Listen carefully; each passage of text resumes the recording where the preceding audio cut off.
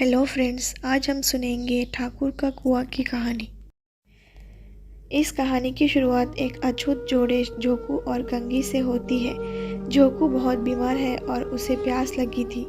उसने गंगी से उसे एक लोटा पानी देने को कहा। जैसे ही वह लोटे को अपने मुंह के पास लाया, वह पानी से बहुत ज़्यादा बदबू आ रही थी।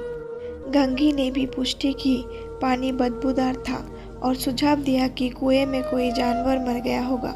लेकिन असली समस्या ये थी कि गंगी ज़्यादा डरी हुई थी। कम जन्मी होने के कारण गंगी को केवल एक कुएं से पानी निकालने की अनुमति थी, जो उसके घर से दूर था, और वह अकेले थी जो हर शाम जाकर उसे लाती थी।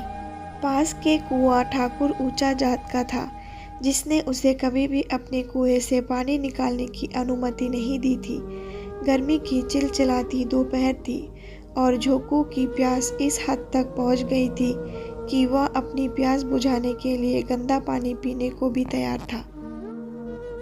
गंगी ने उस पानी को पीने से मना किया और उसे धैर्य रखने के लिए कहा, क्योंकि वह ताज़े पानी की व्यवस्था करने के लिए बाहर गई थी।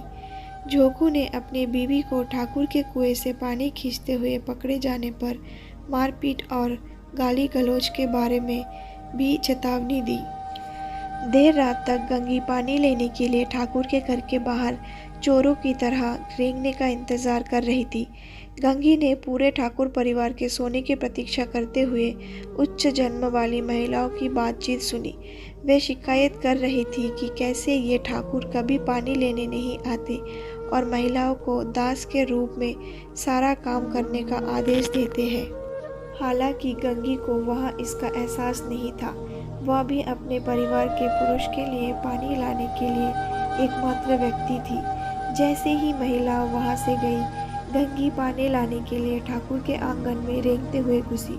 हालांकि वह पीछे की ओर झुकते हुए सुरक्षित रूप से पानी निकालने में सफल रही, लेकिन वह लगभग पकड़ी गई थी। ठाकुर की नींद खुली और वह आंगन में देखने आए। गंगी से जितनी तेज बन पड़ा, वह उतनी तेज वहां से भागी। अंत में जोकू अपनी प्यास पर काबू न कर सका। जैसे ही गंगी ताज़ा लोटा पानी लेकर घर आई, उसने जोकू को वह गंदा पानी पीते हुए देखा।